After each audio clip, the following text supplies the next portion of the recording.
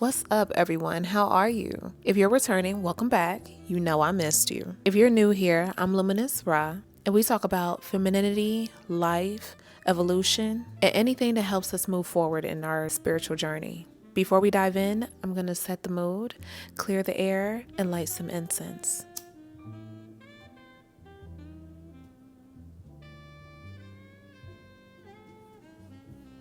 Now let's dive in.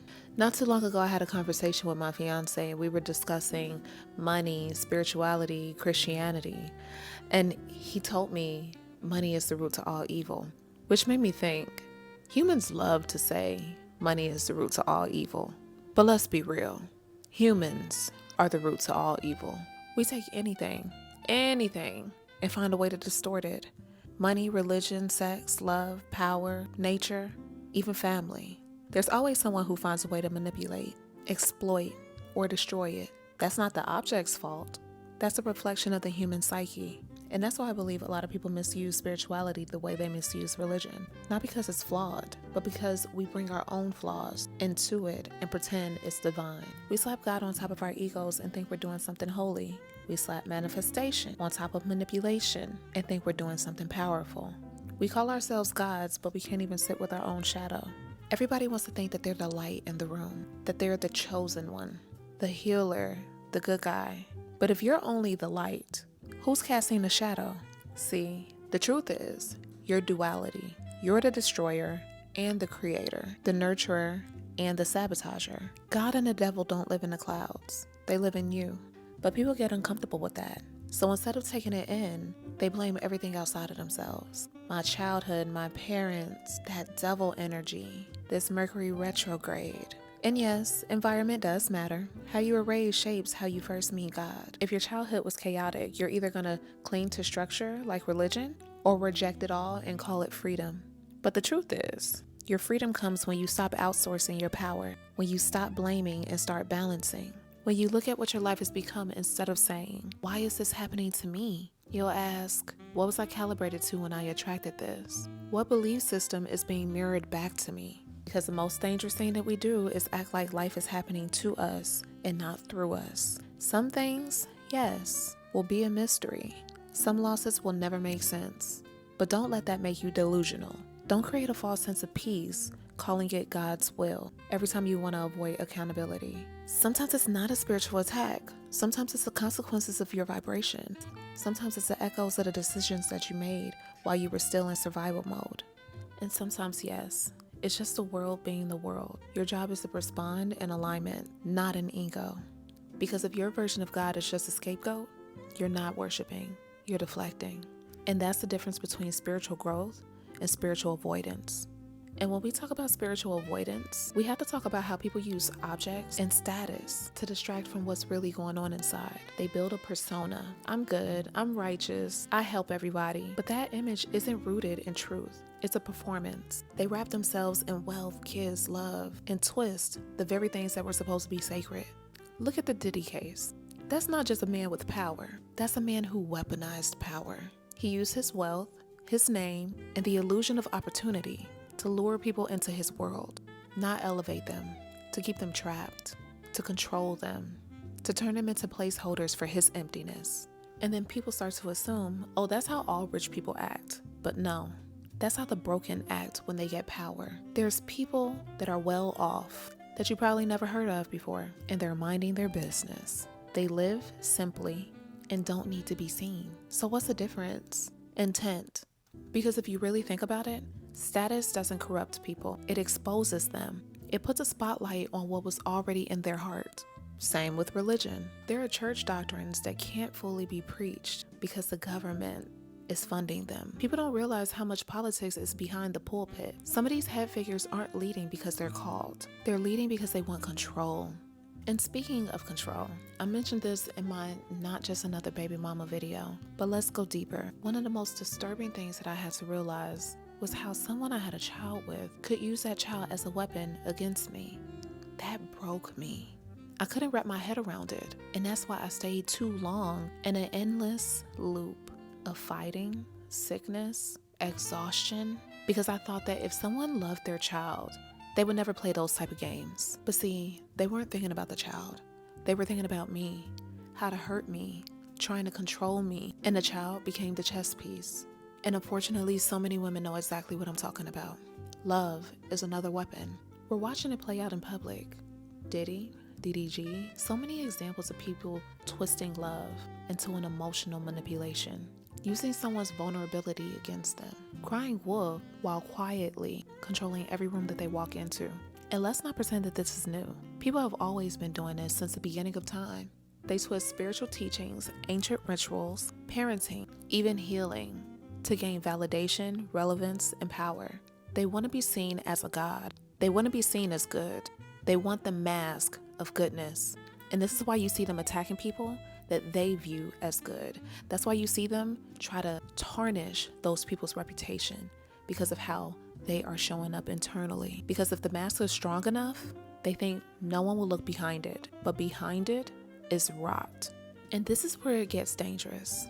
People label entire categories as voodoo, hoodoo, spirituality, witches, but won't ever question the person behind it. They want quick answers, black or white, good or evil. They don't want to sit with the nuance, because if they did, they had to admit, evil isn't what you practice, it's how you use what you practice. So just because someone is Christian, Muslim, a spiritual baddie, or crowned high priestess, that doesn't mean that they're good. What are their intentions? What are their morals? What energy are they leaving behind when they walk out of a room? Because all of us have some dirt on our hands. There is no belief system immune of corruption.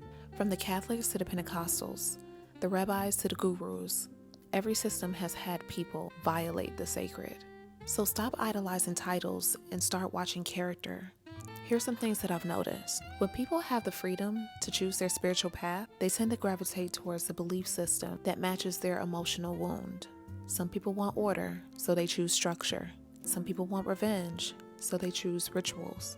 Some people want superiority, so they choose exclusivity. It's not always about faith. It's about feeling powerful. But looking good isn't the same as being good. A lot of people would rather curate the image of it because image is easier than inner work. You know what else I've noticed? Some people's fixation on being good goes so deep that they'll even call themselves gods before they've even mastered their own triggers. And those triggers, they aren't pretty. They don't show up on the days that you've meditated and journaled. They show up when you feel disrespected, when someone challenges your worth, when you're tired or stretched thin or forced to confront parts of you that you tried to keep hidden. That's why they call them triggers, because they fire off before your mind even has time to respond. And you'll never really know what you're truly capable of until those parts of you are pressed. But the deeper truth, most of us don't even know ourselves well enough to anticipate our triggers or our own reactions. We've never studied ourselves. We studied trends, religions, expectations, but not ourselves. We don't recognize our own patterns. So when someone triggers us, it feels like it came out of nowhere, when it really came from within. And this is where I come back to the Jesus walk. That journey wasn't about pleasing people. It was about awakening, learning how to look at yourself, to understand your flaws, desires, and instincts. It's to sit in the mirror without running, to love yourself, not just the light, but the shadow too. Because once you know yourself, you can understand others. Once you can start seeing your pain clearly, that's when you stop projecting it onto others. You start to actually see people beyond their ego, beyond their behavior. You can speak to someone's spirit instead of reacting to their attitude. But here's the problem. Instead of doing the work, people skip to the titles. They want the label, chosen, divine, healer, wife, husband, leader. Not because they walk the path, but because they want the status. And status, let's be honest, isn't always about leadership. A lot of people want to rise just so that they can look down. We see it in marriages too. People get married and all of a sudden they think that that makes them morally superior. But you can wear a ring and still not have walked the path to become what the role truly means. Being a wife or a husband is something you evolve into. It's not just a role that you take on once the papers are signed. It's a vibration. It's an energetic capacity. It's a spiritual contract, not just a physical one. And too many people skip the preparation. They jump into commitment that was meant for the version of themselves that they haven't met yet. And I see it all too much, where people use something that should be sacred and spiritual and do it because it will advance them forward in life and monetary means. I've seen it play out. Even recently, under one of my videos, there was people trying to flex that they picked the right person to have a child with, but the same perfect person still isn't ready to walk the path of legit commitment and partnership with you. They still haven't showed up in devotion, with alignment, with real spiritual covering. For me personally, I've always said I want to become a wife before I'm called one.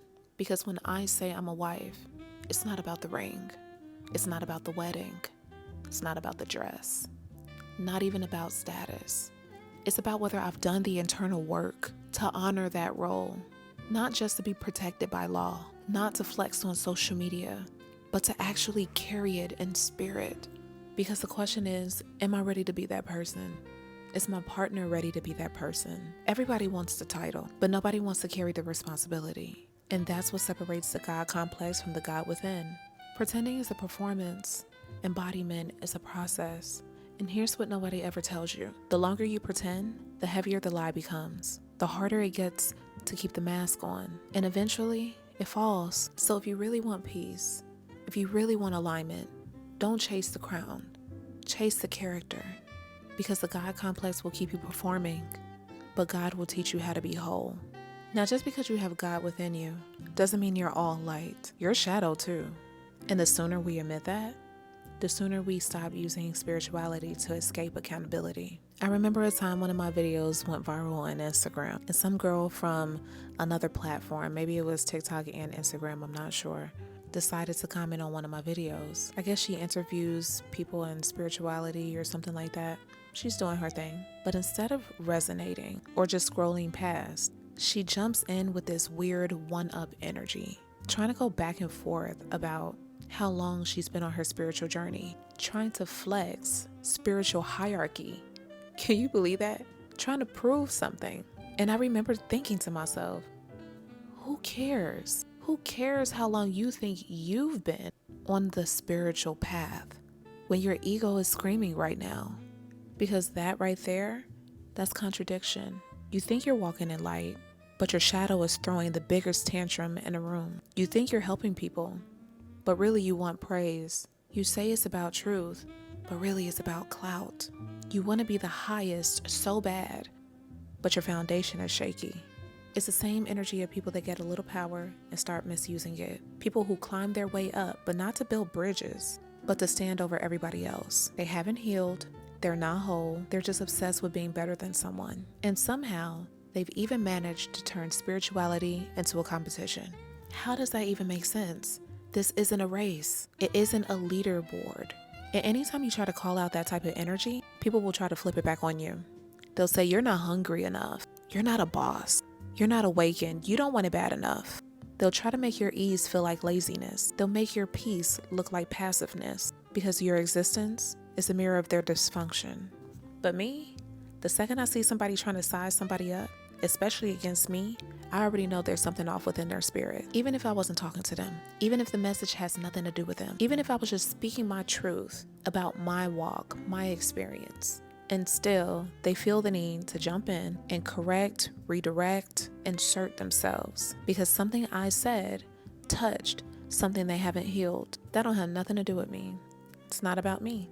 It's about them. We all live in a time where performance is mistaken for purpose, where loud is mistaken for being right, where followers are mistaken for fruit. And the truth is, there's so many people walking around with a spiritual title with no spiritual maturity. They love being worshipped because they've never been witnessed. They crave control because they've never had peace. They want to be seen as wise, but refuse to go deep enough to really hold wisdom. And it works. Because so many people only look at the surface. They follow anyone with a mic, a robe, a crystal, or a Bible. And the people who crave blind validation, they know that. That's why they avoid accountability, and that's why they rely on the image. Because they know they don't have the substance. But you can't blindly follow the divine. You can't blindly trust yourself. You can't blindly trust your soul. You can't perform your way into real transformation. At some point, you have to go within, you have to take the mask off, you have to meet the shadow. Because until you do, the shadow will keep running your life while you pretend it's God that's leading you.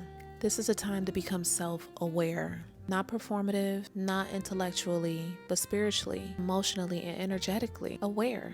Because what's guiding you? Ego or essence is the difference between liberation and looping. Another thing that keeps people stuck in a loop is the blame game. Everybody is blaming astrology. Everybody's blaming their childhood, blaming karma. But when do we stop and look in the mirror? I learned this early on. Most of the issues that people had with me came when I was telling the truth. Not to hurt, not to attack, just because I thought that they were looking for answers. If someone asked me a question, I assumed they wanted honesty, so I answered in truth. But eventually, I had to start asking, do you want the truth or do you want me to lie? Do you want advice or do you want to just vent? Because I got tired for being the villain just because I was being honest. This wasn't even about being spiritual or healed yet. This was before all of that. I just had the ability to see patterns where someone was going wrong, the same way I saw where I was going wrong. I just couldn't see my triggers back then. And that's where healing came in. But I never blamed everyone else. I was always willing to look at my part in the mess. I didn't hide from my reflection. I didn't pretend I was perfect. That's exactly why people painted me as the problem. Because when you're honest about yourself, when you openly say, yes, that was my shadow showing, people don't say, wow, you're so self-aware. They say, well, since she admitted it, she must be the villain. Even if I also pointed out the other person's contribution, even if I told the whole story, people would side with the person that hides their mess because the one that hides looks more innocent, more palatable, more likable. And that's when I realized, this is why people lie. This is why people don't tell the truth. Because most people don't really want the truth. They want someone to coddle. They want someone to blame. They want to create a villain and a hero because that's the type of story that they understand. They want to be entertained. That's how we've been conditioned. Think about every movie you've ever seen.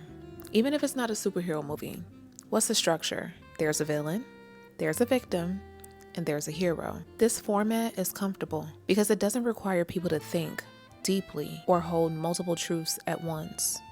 Now, I will say that many directors, and shout out to them, are starting to be able to showcase how there can be multiple truths at once. But in my day and age, growing up, that was not the case. People wanted what was comfortable. People wanted what was easy. But when you speak truth with nuance, when you say, both of us were wrong here, or here's where I messed up, but here's where you did too, people don't know how to hold that. It's too complex. They're not ready for real balance. And that spills into spirituality, into religion, into healing spaces. People don't want to do the actual work of healing. They want to feel better without getting better. They don't want to face the root. They just want to look good. So instead of sitting in their pain, instead of asking why they're attracting what they're attracting, those same lessons over and over again, they dress it up. They put on nice clothes. They say the right words. They build an image that looks like peace, but really is performance. They spiritualize their pain instead of healing it. They intellectualize their immaturity. They find a system, a belief, a trend to protect themselves from accountability. Because accountability hurts. It requires honesty. It requires going down to the root and pulling out whatever you've been pretending to see. But there is a twist. The people that swear they're sheep, the pure ones, the good ones, the light bearers, some of them carry the darkest energy I've ever felt. Because purity without truth is delusion. Goodness without self-awareness is just image maintenance. And if you're obsessed with always looking good, but can't face what's ugly in you, that's not God. That's not growth. That's fear dressed up as righteousness.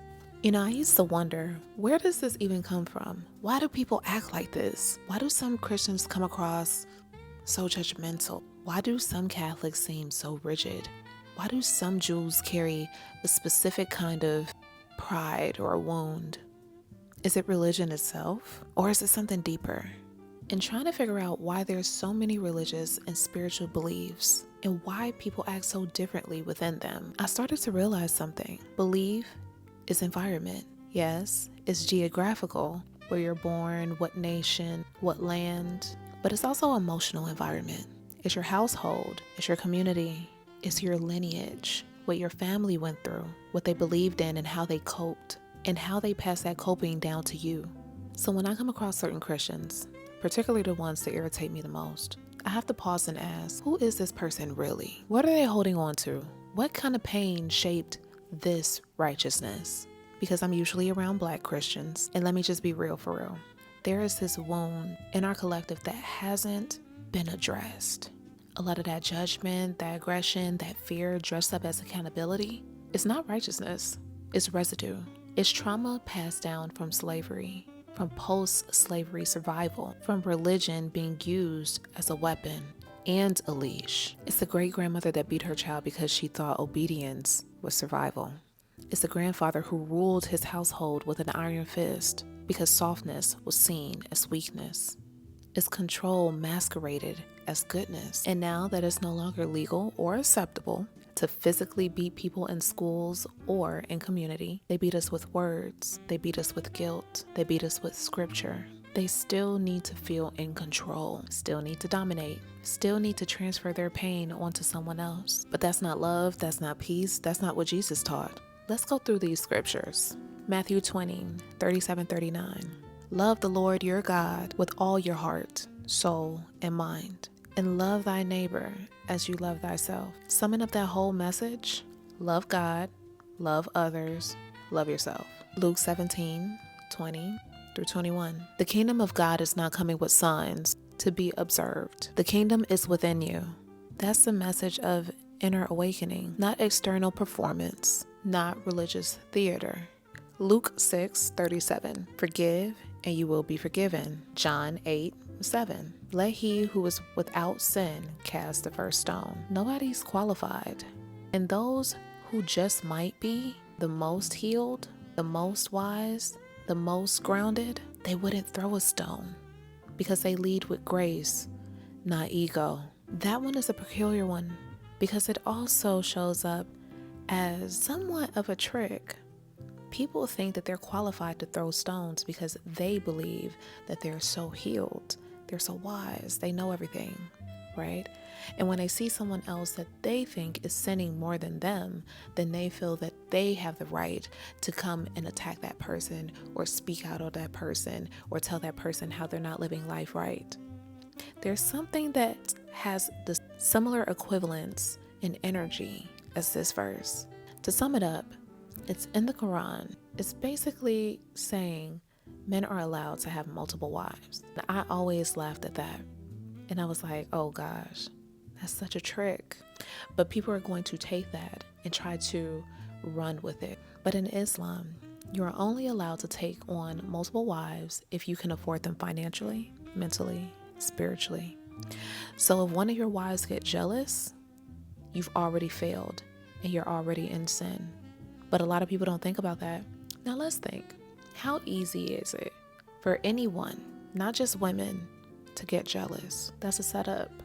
We have to be very careful with how we take some of these scriptures, and we have to realize what's really truly being said. Because the people that have the capacity to do these things probably would not take on and indulge in them.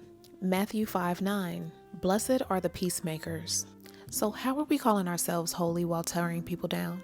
I've watched people in the church use fear, use shame, use scripture as a baton just to break others down, not to guide them, not to bring peace, but to control, to feel superior, to say, I'm good, you're not. And it pushes people away because most folks don't separate the message from the messenger.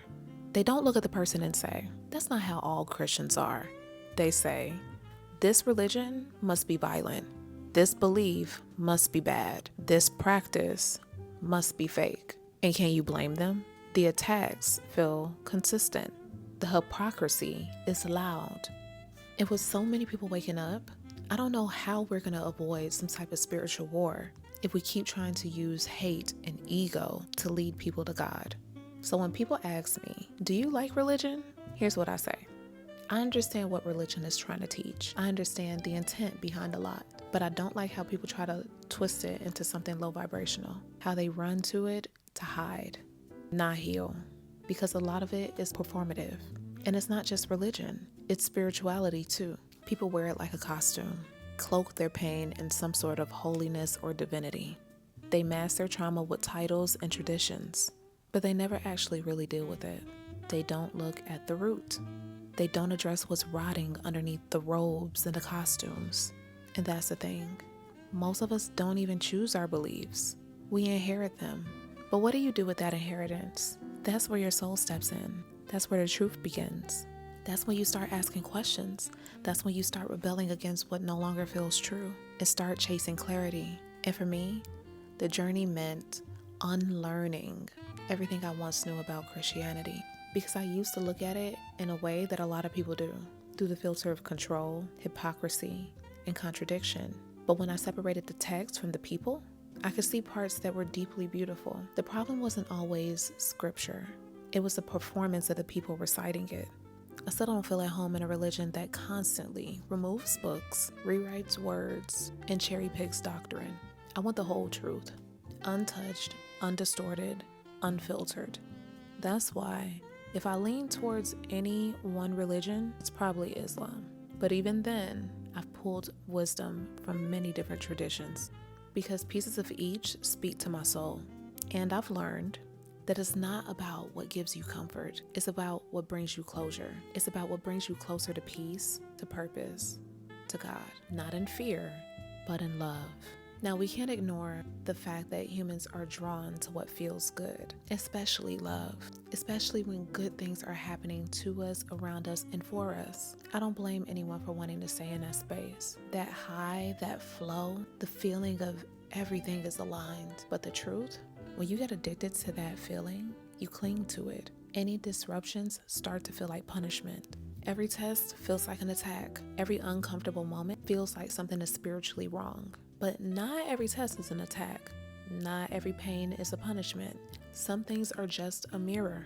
And for some people, that's a hard truth to sit with. Because if you think that everything in your life is a reflection of your energy, then when something bad happens, there's this quiet voice that starts to whisper, "Am I bad?" And this is why there are so many people that resist the idea of manifestation or vibration or spiritual alignment, because they don't know how to hold both truths. They don't want to get blamed. And honestly, I kind of understand that, especially when it comes to real trauma, abuse, molestation, violence. The first thing people want to say when you talk about energy is, "So you're saying I attracted that?" And that's where the line gets blurry for a lot of people. But let me be clear. This is not about victim blaming. It's about vibration, and that's different. And I have enough courage to use myself as an example. When I look back at a time when I had my son, when I look at the dynamic with his father and the energy I was in, I can clearly see that I was in my masculine. I was in survival mode. I was in go-getting mode. I was finishing school, working hard, chasing stability, trying to do everything right. I didn't have time to feel. My emotions had to wait. I was pushing through everything with strategy, not softness. And what I didn't realize then is that when you're heavy in your masculine, someone in a relationship is going to step into their feminine. And it wasn't me. And I know society doesn't have the language to hold men in their feminine energy without shaming them. But that's not what I'm doing, because feminine energy, when it's wounded, can be just as dangerous as wounded masculine energy. It can be manipulative, it can avoid, it can distort love into control, and that was our dynamic. We were opposites, but we were still on the same path. Unhealed, unaware, and unbalanced. And when I had my son, something shifted. I softened. I dropped into my feminine.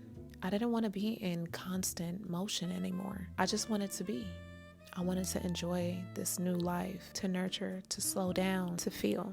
And that shift created a gap, because now he was stuck in wounded masculine, trying to control, trying to exert power. And I believe from my perspective, that's because he couldn't face what he had been suppressing. But only he can speak to that honestly. What I can say for certain is, the more I healed, the further we drifted, spiritually, emotionally, and energetically. We no longer aligned.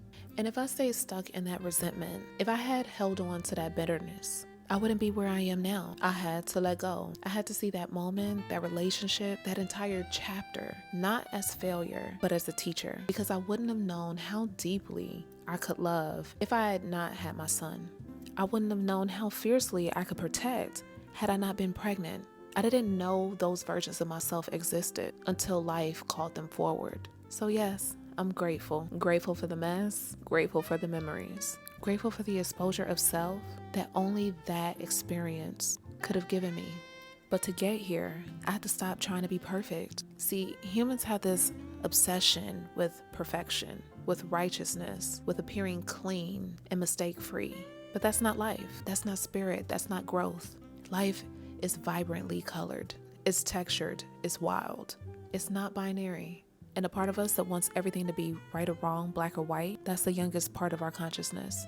It's the analytical mind. In the grand scheme of spiritual evolution, that part of the mind is still immature. When I think about that, I think about birds. Birds always have fascinated me. Because when I was young, I realized something that flipped the script. Male birds are the colorful ones, the performative ones, the ones with bright feathers and loud songs. In so many species, it's the male who's the most vibrant. But why? Because he's the protector. When danger approaches the nest, it's the male that distracts the predator, drawing attention to himself so that the mother and the babies are safe. That story stayed with me. Now when I see the red cardinal or peacocks in full bloom, I know it's not just beauty, it's purposeful distraction. That's divine design. And it made me realize that so much that we think we understand is backwards. We have to stop assuming that we already know what something means. We have to observe. We have to walk the path and let life show us. And yes, some of those lessons will hurt. Some of those mirrors will cut. Some of those chapters will feel very unfair. But if you make it through, if you keep walking, you'll start to understand why you went through what you went through. But you have to make it there first. You can't give up. You can't fall into despair and say life has given up on me, or life is against me. You can't run into the arms of every belief system that allows you to bypass the real work. You have to fight for your peace, your future, and your truth. That's why healing is so important, because if you don't heal, you'll hide. You'll use spirituality to cover your wounds instead of clearing them. You'll cling to God talk instead of doing soul work. But emotional maturity requires that you lean in, even when it hurts, even when it's uncomfortable, because only then can you evolve. Only then can you be free. One thing I learned on this journey is patience, because sometimes you'll find yourself in some of the most painful, confusing, and emotionally exhausting seasons. And it'll feel like the universe has just left you on red, like you're calling out but nobody is answering. But silence doesn't mean that you weren't heard. Sometimes the things that you think are going to save you aren't the things meant to guide you out. Sometimes you're stagnant because you're stuck. You're stagnant because you're in the push and pull between your mind and your spirit. This is a season where you have to learn how to get comfortable in discomfort. You have to learn how to sit in the tension, to stop scrambling, to breathe, to relax in the unknown. That's something that yoga taught me. I used to hate holding those long poses. They were uncomfortable, they burned, felt unnatural. And my first instinct was always to shift, to break the pose, to get out. But the more I resisted, the more I tensed up, the less I breathed, the more pain I felt. And I realized that's actually exactly how life teaches us. Some lessons don't let you run. They don't let you escape. They sit you down in an uncomfortable position and say, stay, breathe, be here. You may not know how you're going to pay your bills or how you're going to take care of the kids. You don't know how to heal what just broke you, and there usually isn't a clear direction to go. So the only other thing that you can do is breathe, observe, surrender. That's the answer. But it's not the answer that most people want, because it doesn't come with clarity right away. It doesn't come with control. It comes with mystery. And most people aren't built for mystery. They want a checklist, a plan. Something like me. Tell me what I'll do and I'll do it. That's what I always used to tell the divine. But that's not how we grow. Sometimes we have to stumble. Sometimes we have to walk into the unknown. Not because it's wrong, but because that environment will give you the tools that you'll need for later. I spent years in the darkness with no answers and a lot of fear. But now, I've never been more excited about not knowing. I know, it sounds a little crazy. It might be a little crazy, but it's true. The mystery has become sacred to me. And yes, it's an acquired taste, but it's one that teaches you how to listen, how to slow down, how to pay attention to things that can't be seen, only felt. We always hear this. It might sound a little cheesy, but after the storm, the sunshine always hits different. The light feels warmer and the gratitude runs deeper. As crazy as it sounds, discomfort will always enhance bliss. And that contrast, that lived experience, it lets you feel life in a high definition. It makes you grateful. It makes you gentle. It makes you see beauty in the intricacies of everything, not just the good parts. Sometimes you don't need an answer. You don't need to categorize or label anything. You don't even have to define what's happening. You just need to be, to exist, to soften into the movement. Because when you relax, when you stop gripping onto everything, you open and then you receive. Understanding will show up naturally. You stop searching and you start feeling. That's when life begins to flow again. That's when you realize it doesn't have to be good to be divine. The ones we look up to in our community, the ones we ooh and ah over, the ones who have overcome the darkness and the pain with the brightest light. They're not superhuman. They just made peace with discomfort. They've learned how to breathe in chaos. They've trained themselves to stay grounded, even when others would have crashed out. And that's available to us all. We just have to be brave enough to sit still long enough to remember who we are. Sometimes life feels like a roller coaster. One minute you're high, the next minute you're spiraling. And it's easy to start asking, why is this happening to me? But the better question is, what am I aligned with? Because the truth is, most of us aren't in calibration. We think one thing, feel another thing, and do something else entirely. And then we wonder why life feels scattered. No matter what belief system you follow, no matter what spiritual path you're on, you've got to ask yourself, what do I feel on a daily basis? What do I think on a daily basis? Am I aware of my inner thoughts? Am I being honest about my emotions? Because your current vibration is not hidden. It's already manifesting around you. Sometimes we see signs and we assume they're divine. We see opportunities, synchronicities, and open doors, and we take it as a green light. But not every open door was meant to be walked through. Just because something shows up doesn't mean what's on the other side of that door is exactly what your soul is actually asking for.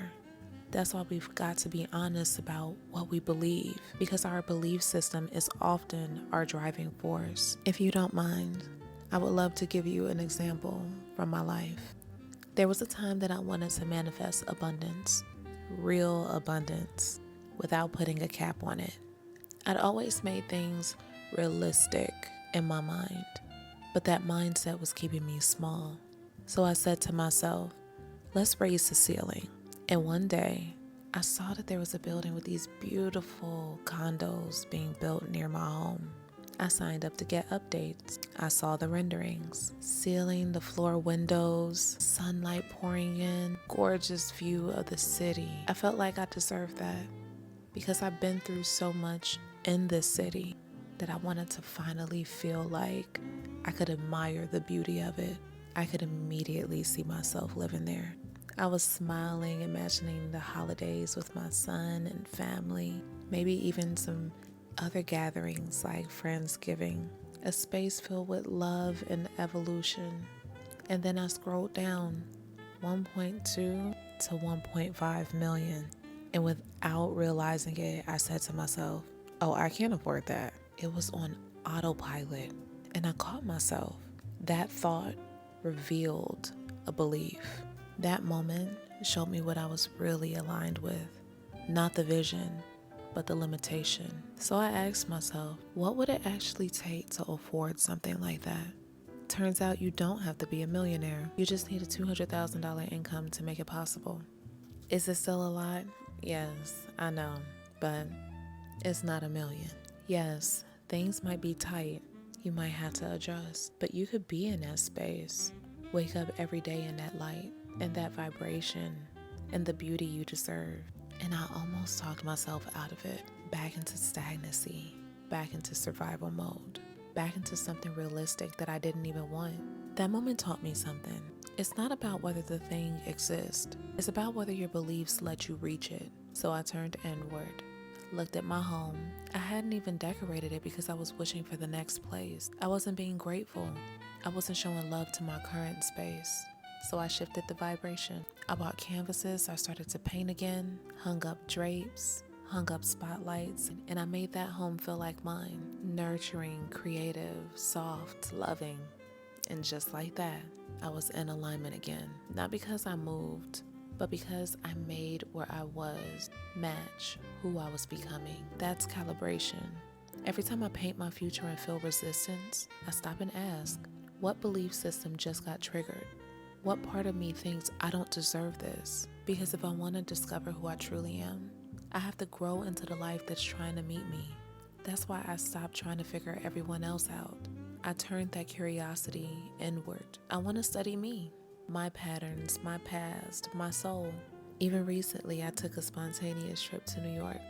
I wanted to be around other creatives, people who make things that feel real, stories that felt alive. And you know what? Despite all the horror stories that people tell about that city, I met some of the most beautiful souls. Why? Because I showed up as the most beautiful version of me. I wasn't naive. I wasn't unaware that dark things happen, but I wasn't vibrating in fear. I wasn't projecting the worst. I was present in love, and that's what met me. That's what calibration does. It doesn't erase life's complexities. It changes how you meet them. I didn't see every challenge as, this world is horrible, anymore. I don't take the dark moments and make them my identity. I ask, what is this trying to teach me? And because I've learned to love myself, because I've learned to heal myself, I'm not scared of what's to come.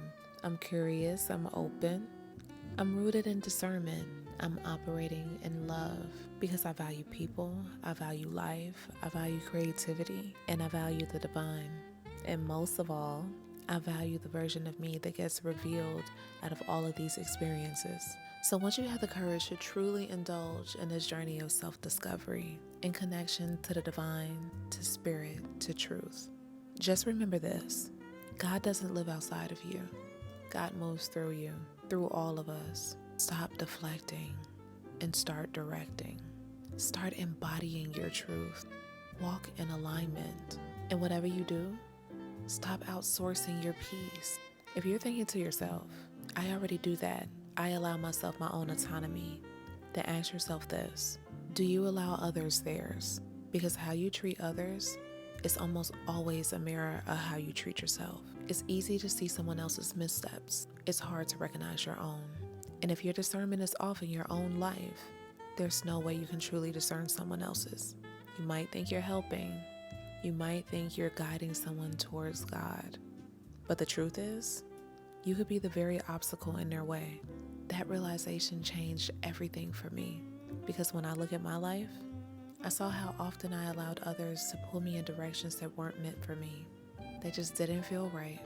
I allowed people to guide me into religions that didn't align, and I got lost in them because I didn't trust my own compass yet. But if I hadn't walked those detours, if I hadn't followed what wasn't mine, I wouldn't have arrived at the understanding that I carry now. Not with this depth, not with this clarity, not with this grace. And once I accepted that truth in my own life, I realized something else. I had to let other people find their way too. Even when I see a better path, even when I know where the road leads, I had to let them walk it anyway. Because it's not my job to teach everyone. It's not my place to insert myself into every lesson. Sometimes, the most loving thing that you can offer is comfort, and then gracefully let them go, so that they can find what they're meant to find on their own. And when they're ready, they'll come back with their own wisdom, their own revelations, their own divine connection. My way is not everyone's way. My way is just one way, one path, one map. And if it inspires someone to listen to their own inner voice, to follow the direction that their soul is calling them in, then I've done what I've came here to do. The only thing that I can really ever offer is my story, where I was afraid, how I overcome, and what I felt when I finally made it through.